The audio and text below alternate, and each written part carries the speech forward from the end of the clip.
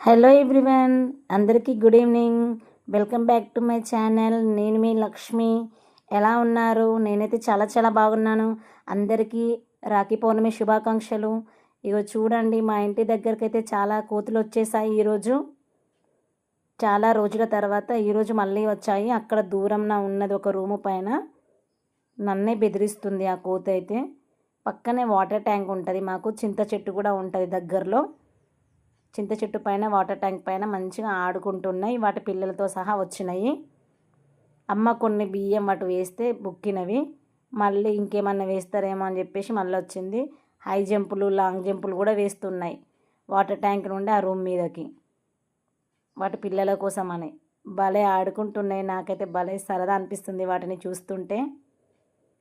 కుక్కలు ఎంత విశ్వాసంగా ఉంటాయో ఈ కోతుల్లో కూడా ఒక గొప్ప లక్షణం ఉందండి. అదే ఐకమత్యంగా ఉంటాయి. ఒక కోతిని మనం బెదిరిస్తే 10 కోతులు వచ్చి ఉంటాయి. అదే మనుషులలో ఆ మానవత్వం, ఆ ఐకమత్యం అనేది చాలా చాలా తగ్గిపోతుందండి. రోజుకొకలాగా ఉంటారు.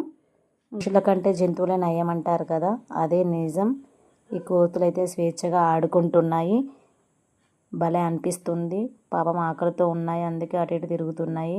మీకు నా వీడియో ఎలా అనిపించిందో, నచ్చితే లైక్ చేయండి, షేర్ చేయండి, నా ఛానల్ని సబ్స్క్రైబ్ చేసుకోండి. Thank you.